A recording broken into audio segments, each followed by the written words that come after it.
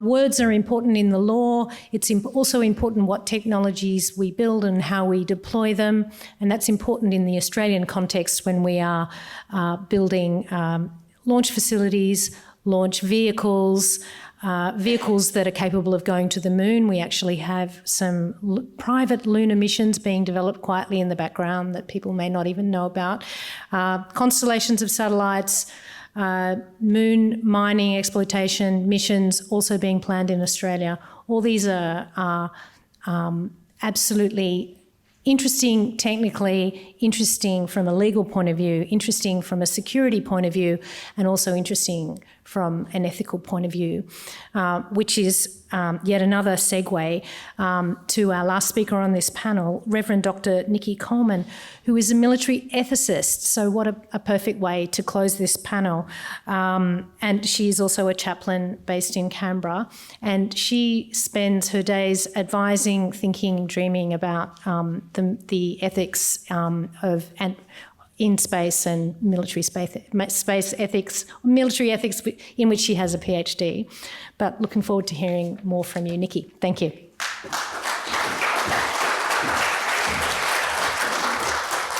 Thank you for that lovely introduction. I love my job. Members of the Society and the Academy, distinguished guests, it's an absolute honour to be here today to talk to some fantastically curious minds. So I'm going to borrow Kerry's view before. This is the speed dating version of space ethics. I'd love to have you trapped for a whole day, I'm just saying, but I've got 12 minutes, so let's run through. So my first thing is that these are my opinions and not the opinions of these particular organisations that I work for. Next year, I will be the senior ethicist for the Air Force with a mandate to work in space ethics, and even then, my opinions will be my own as well. So let's jump into it. So what is space ethics? I have a lovely experience of a 14-year-old girl. I go and do a lot of STEM things. People were talking about how we do training. I'd like to say all of us in this room have a responsibility to get young people excited about science and space, and you too can do this. But I go into high schools and I talk about the ethics of what they're looking at and get those young people to kind of talk about those sorts of things. And my favourite story is of a 14-year-old girl who, when the teacher introduced me, said, "Oh, you're a space ethicist. Is that like a real job?" And I'd just like to say, when the governor today mentioned space ethics, I was sitting up the back going, "It's a real job." I was so excited. So, ma'am, you've made my day. So what is space ethics? So obviously space ethics is looking at the ethical implications of what we do in space and also within the space industry, potentially on Earth, and potentially about the future plans that we have. Realistically, what it's about is ensuring that what we do in space is not just legal, but is also ethical. It'd be great if it could be both. It's also important that we look at what is ethical, not just for now, but for future generations.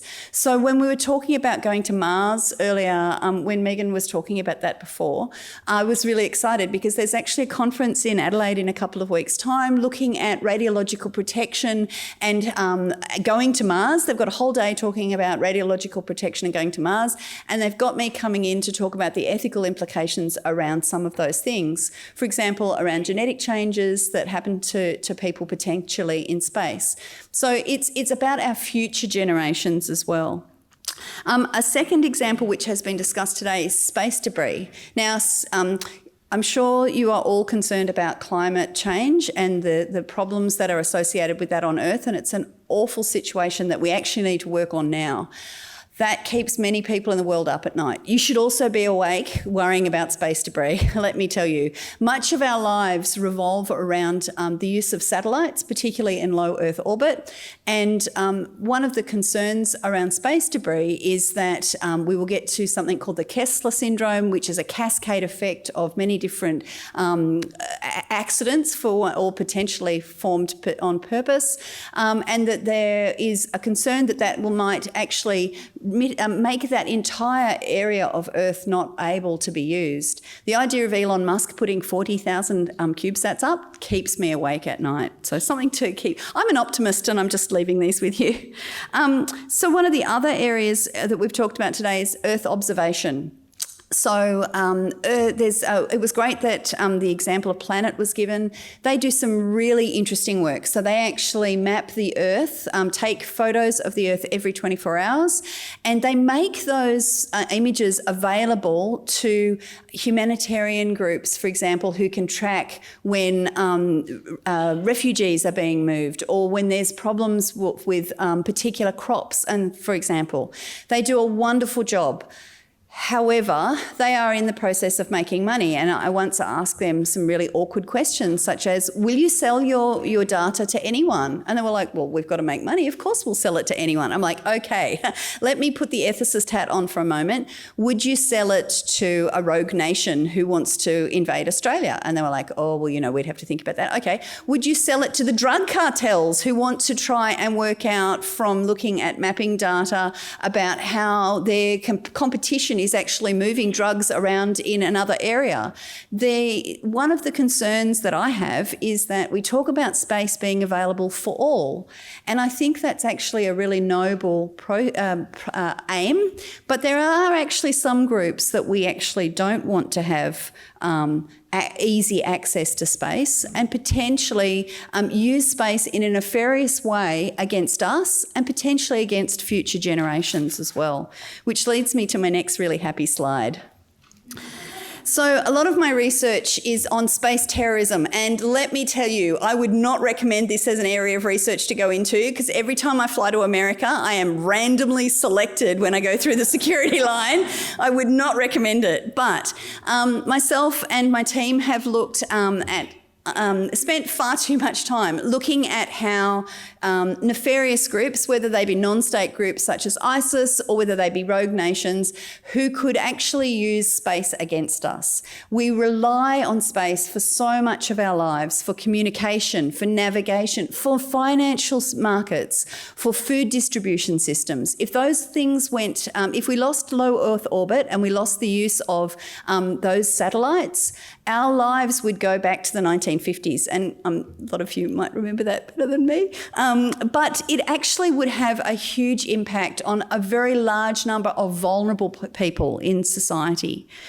And it raises other bigger issues that ethical questions regarding space. For example, it's been wonderful that we've actually talked a little bit earlier this morning about the Indigenous use of space, but there's not a lot of discussion being had, apart from Alice Gorman, who is wonderful, about the impact on Indigenous communities on the use of space all around the world, because often these space launch facilities are actually put in locations that actually kick Indigenous people off their land, who take away their livelihood, and there's been a long history of this. It's really great, however, to see two very positive ethical space stories. So the two that I'd just like to highlight with you are Rocket Labs in New Zealand and Equatorial Launch in Australia. Both of those groups have actually looked very carefully at the impact that they could potentially have on Indigenous people. And it's not just a ticker box, oh yes, we've talked to the local people. They are actually working on meaningful long-term partnerships so that each group is learning from each other, and I'd encourage you to kind of look a little bit more at that. Moving right along, because I recognise I only have a short period of time. So the future. There are many wonderful uses of space that we've heard about from today. So, for example, going to back to the moon and going on to Mars. This is the picture on the right is of a constellation that could be potentially set up for small CubeSats in large constellations that could actually bring internet to large people in, for example, large groups of people, for example, in India or Africa, similar to the Google Zoom project. There are many wonderful ways in which space can be used, but I think all of us have a responsibility to future generations and also to our planet to actually ask the ethical questions about how this could potentially be used in a more nefarious way or have unintended consequences, because sometimes those unintended consequences, such as the Americans giving blankets to the Indigenous people in America, can wipe out an entire group of people. And we have to think carefully about how we utilise the resources that we've got. Thankfully, we have some really great people working on this. You'll be pleased to know that Australia is one of the leaders in space ethics, and in the area of military space ethics, we are actually the world leaders, which is really encouraging. One other very last quick thing is one of the things that concerns me, and I have to be guilty and say I've used the Wild West phrase anymore, and I need to make sure I don't say that anymore. Space is becoming increasingly congested, contested and competitive. And right now we need strong laws, and we need a strong body to be able to enforce laws that relate to space operations in low Earth orbit all the way up to asteroid mining.